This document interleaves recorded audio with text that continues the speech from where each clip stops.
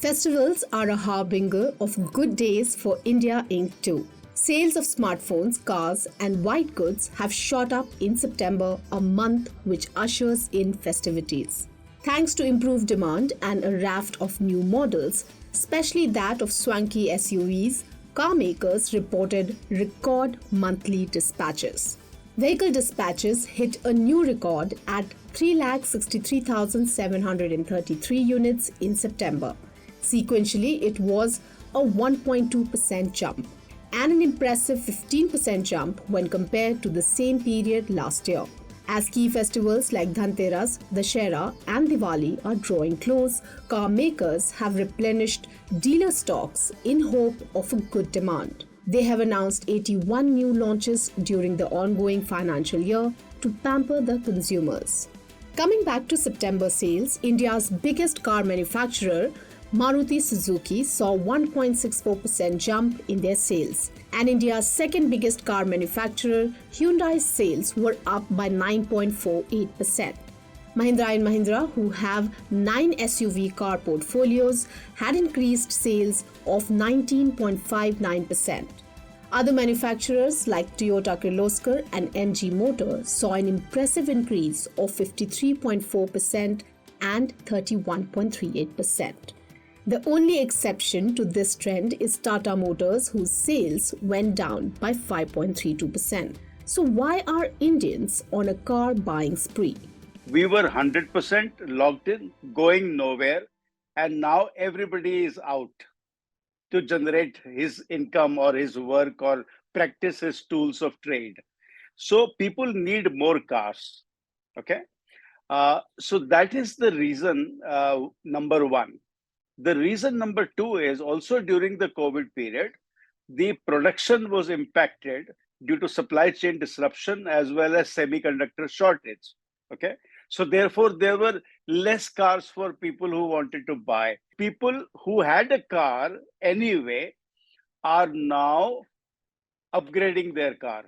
Some people are migrating from using public transport or shared cabs to owning the car. More nuclear families are getting created as more people come into the workforce. Now, I'm not talking about job creation here. I'm talking about the well-to-do people who get a job, right? So there are new people coming in the job market, so they also need the cars. Experts pointed out a major trend in car sales. SUVs have been gaining ground, and that is apparent this year too. September surge was led by SUVs, which now command about 52% of all PV volumes. OEMs have tried to tweak their portfolio from hatchbacks to SUVs. And as a result of this, SUVs are the hottest. And today, you will find a SUV in every segment. It may be entry segment, it may be compact segment, it may be subcompact segment, it may be mid-size segment, it may be full-size segment. So all that is, leading consumers to move away from traditional hatchback and sedan segments to SUV segment, so which is obviously great, because today the consumer is relatively pretty young, right? So they really want to go on the weekends. They really want to enjoy the power in the car. And also parallelly, as I said, it's a status symbol, in India. In SUVs, there are genuine SUVs, which are called true blue SUVs, which means they have all the rugged features of off-roading. But what India seems to be going for is soft-roader SUV-like vehicles or SUV looking like vehicles, right? Which look like SUVs. So SUV growth has been amazing. Almost 1 out of 2 cars selling is SUV. The second major trend is the increased sales of luxury cars. The first 7 months of 2023 saw an increase of 19.3% in luxury car sales when compared to the same period last year. Except Jaguar, all the major luxury car brands like Audi, Mercedes, Land Rover, etc. saw an increase in their sales.